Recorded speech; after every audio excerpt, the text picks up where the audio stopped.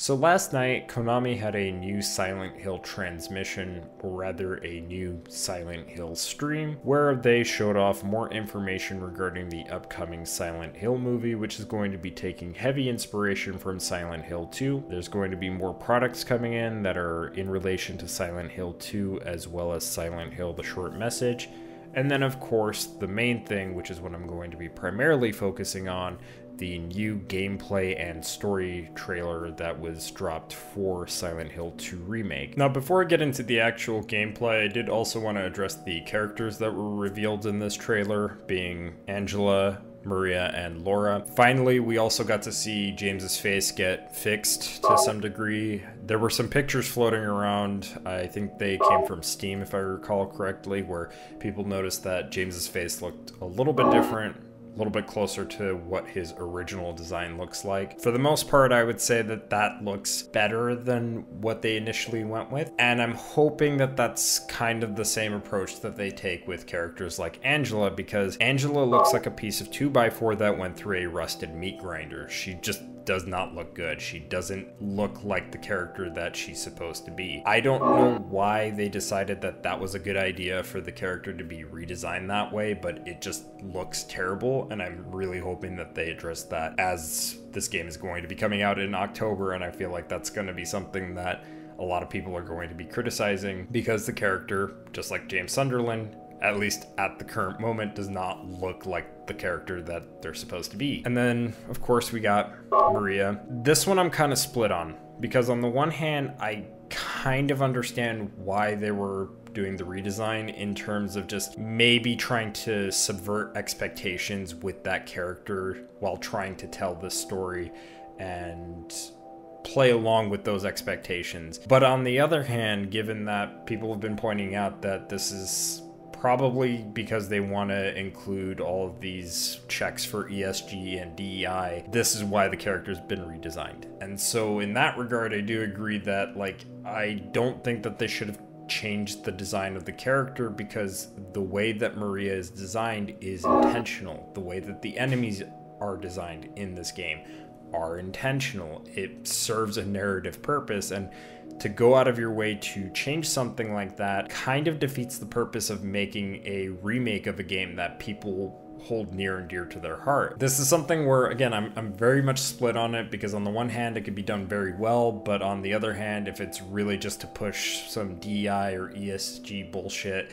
it's very clear that they don't really understand what Silent Hill 2 is all about. It's kind of funny because the developers kind of go along talking about, like, how fixed camera angles gave the developers more control in what the players are able to see, and then they kind of immediately talk about, like, well, this is why we wanted to change it. So when making a game with static cameras, you as a designer have much more control over what players sees, where they go, and so on. The change for the third-person perspective was a challenge.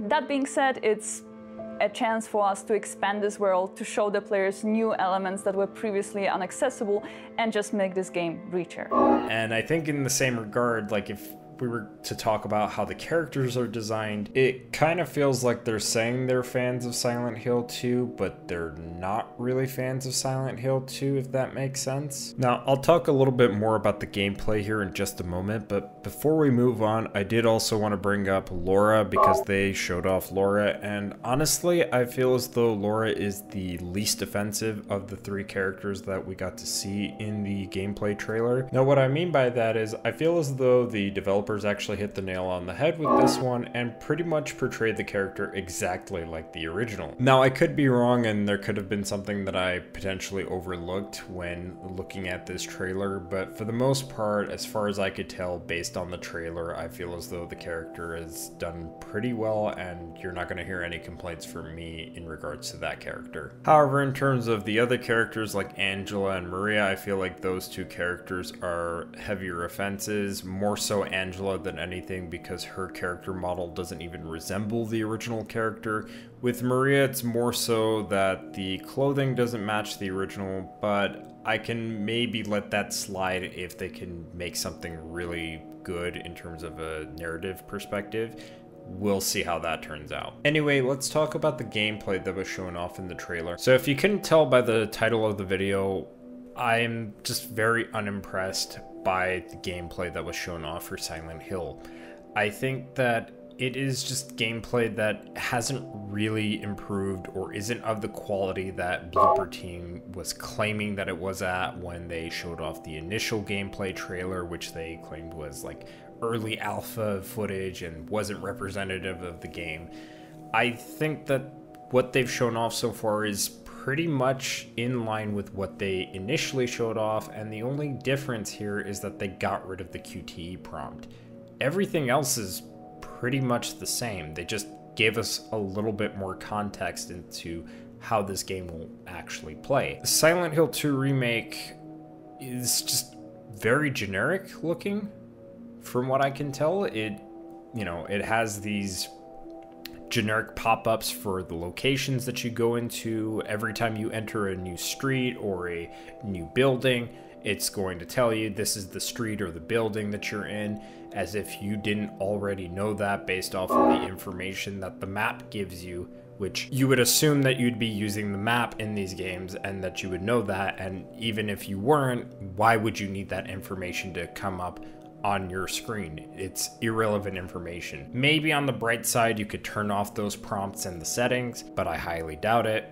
So we'll see how that turns out. Every time James picks up an item in the demo that's shown off, he is just examining every single thing. I wouldn't take so much issue with that for things like key items or notes or even just new maps. That kind of makes sense. In fact, I kind of like the fact that James pulls out a physical map this time around, so that's kind of cool. But for every other item, such as weapons, health items, ammo, I don't really understand why we have to examine those every single time you pick up an item. Unless the only reason why they're even doing that is because they want to show off the texture work and the animations for examining those things, because they want to show what they're capable of with the use of Unreal 5 engine, which on the one hand I understand, but on the other hand it doesn't mean that they have to make this a very tedious process. The other thing that I'm just not a fan of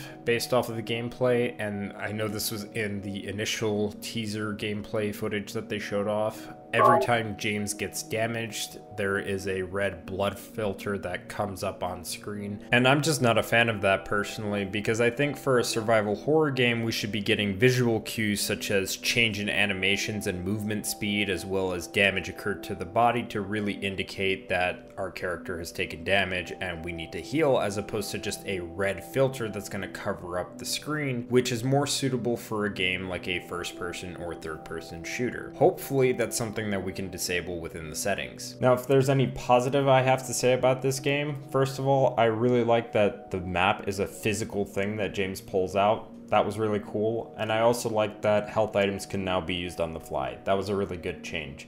But other than that, I just really don't see anything interesting or appealing outside of those few new mechanics and changes. Oh, and another thing that I disliked that I almost forgot to mention, in the trailer when James is with Maria and they enter the hospital, I was not a fan of the fact that every time James was doing something, she was making small comments and having like a small discussion with him. Personally, I just wish that wasn't there.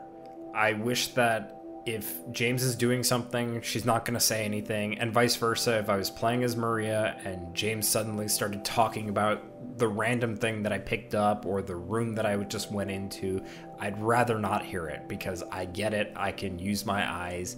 That's what my eyes are for, is to look around and just infer things based off of what I'm seeing in the game. And I wish dialogue based off of the things that are going around wouldn't occur. The only dialogue that I want to see is within the game's cutscenes. Nothing more, nothing less. And I think they're going a little bit overboard with some of these additions and changes. Now, to be fair, I don't know how this game is going to actually play like, because I have not played it physically, right? I'm only going off of what I've seen based off of the recent announcement and trailer, right? If Konami releases a demo before this game releases out in October, I'd be happy to give it a try, maybe see if any of my opinions will change based off of what I've played. And, you know, to be fair, I still want to give this game a shot, even if I'm not necessarily going to like what I play after a demo, because I feel like a demo is only a very small segment of a game, and in some cases a full playthrough is going to be warranted to really get a good idea of whether or not the changes and additions made to a remake like this were warranted, if they overall make the game feel good. I don't know about equal to the original or even better to the original. That's kind of pushing it there, but just as a game on its own, would it be good? And that's something that I would have to try out for myself once a demo or once the game comes out. That way I could actually just play around with it and make those judgments from there. But as of current, I'm just not feeling it. If you want my honest opinion, it's just something that I am just not really seeing the vision of. I just don't see how this remake is really justified. I don't really see how this remake is going to be good as a Silent Hill game in terms of just comparing itself to the original game. Now, I've definitely stressed this before, but if there's any positive thing that could be taken away from this, it's that this could potentially be a decent enough Silent Hill game, just not a good Silent Hill 2 remake. That's the best that you can hope for at this point. Now, after giving it a fair shake, if I end up still not liking it, then to me it'll be pretty telling that this game was just very unnecessary as a remake, and that any criticisms that I had towards it were pretty much on point. Again, I've said this before, I hope I'm wrong. I hope this game turns out great, but based off of what I'm seeing, it just doesn't seem to be the case. I'm hoping that Konami and Blooper Team will release a demo. That way they can take some feedback into consideration and maybe make some adjustments here and there, so that way at the very least this game would be a decent enough Silent Hill game to play through, since it doesn't seem like it's going to be a good enough Silent Hill 2 remake.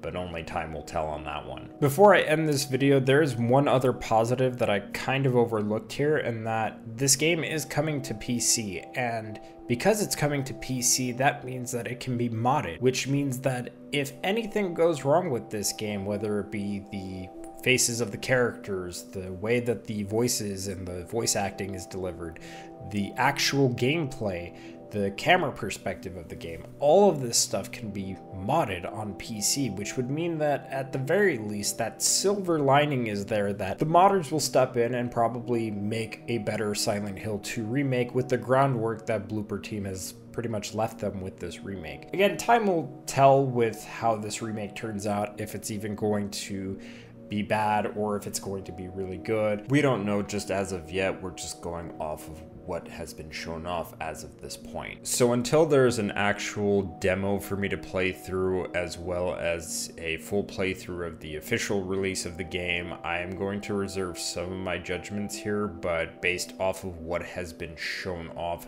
thus far, I'm just really not feeling confident that I will enjoy this game. I think it is not really going to bode well for me. I think I am just going to dislike this game.